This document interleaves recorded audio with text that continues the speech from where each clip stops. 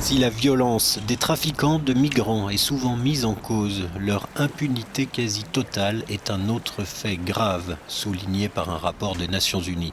Pourtant, les faits dont les clandestins accusent régulièrement leurs passeurs sont de la première gravité.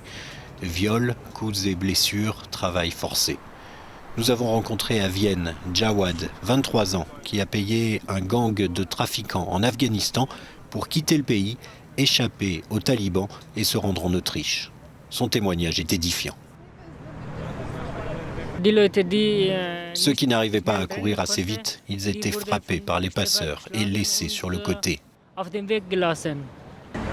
Avec 40 autres personnes, des femmes et des enfants, Jawad s'est retrouvé sur un petit bateau en mauvais état pour traverser la Méditerranée, la plupart des passagers ne sachant pas nager. Comme le bateau gonflable était abîmé, il y avait de l'eau qui rentrait à l'intérieur. Nous avons dû enlever nos chaussures et les utiliser pour écoper. Chaque année, des milliers de migrants périssent en mer, dans le désert ou entassés dans des containers. Pour ce rapport, l'Office des Nations Unies contre la drogue et le crime a étudié les flux migratoires d'Amérique centrale, d'Afrique et de Méditerranée.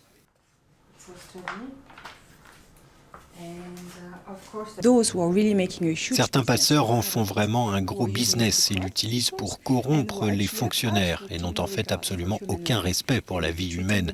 Ils peuvent parfois traiter les migrants comme des marchandises, mais on ne comprend même pas pourquoi ils leur font subir une telle violence. L'équipe onusienne a condamné à plusieurs reprises le manque d'action des gouvernements concernés. Ce que nous faisons, c'est que nous aidons les pays à se doter d'une loi appropriée, former les juges, les procureurs, tout le monde le long de la chaîne, afin qu'ils comprennent ce qu'ils doivent chercher pour poursuivre les coupables de ces violences.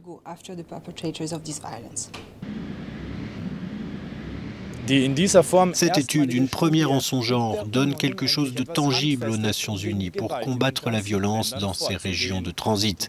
Les procureurs vont avoir de la matière à investiguer et les données vont continuer à être collectées et rendues publiques.